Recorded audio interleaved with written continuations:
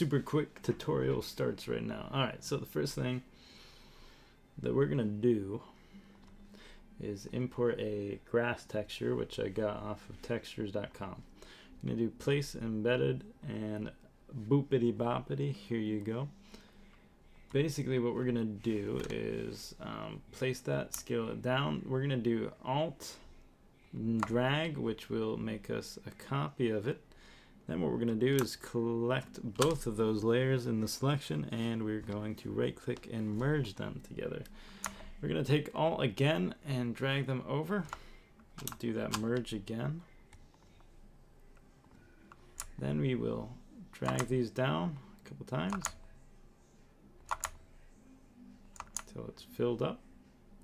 Because these images are seamless, they do not have any sort of places where you can see a sort of obvious transition. Alright, so next thing we're going to do then is make our gravel path, which I already did. So for the sake of time, I basically did the same method that I did with the grass. I just made them smaller so that there's just more detail because it's a different texture. Next thing we're going to do is take this grass and have a sort of fade. So we're going to add a layer mask, and then we're going to press Control I, which will make it this black, and this will seem like the texture disappeared.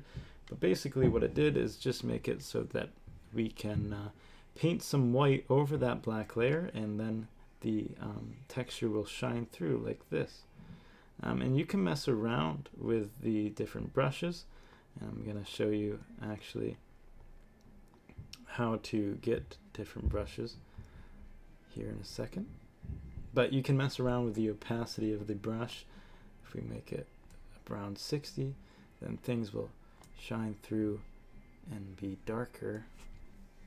And so that's just useful for making it sort of seem like it's fading out. But if you want other brushes, some of which will look better, you just do brusheasy.com, and this will have a bunch of different Photoshop brushes that you can download. Once you download that file, you just go up here to your brushes, and you're going to click on that little mechanical symbol and then import brushes, and they should be ABR files is what you want. So that is that so far, but next thing we're going to do is put in a tree and give it a shadow. So we're going to do place embedded. The image I'm putting in is not a good looking image, but you will get the point here. So here's this image. Basically you have to rasterize it. That's what that message just came up with. And so now what we want to do, we could mess around with this color. If we did hue and saturation, we could also do adjustments, color balance, and maybe make it a little bit more red or something. This is just not a good one because of the edges.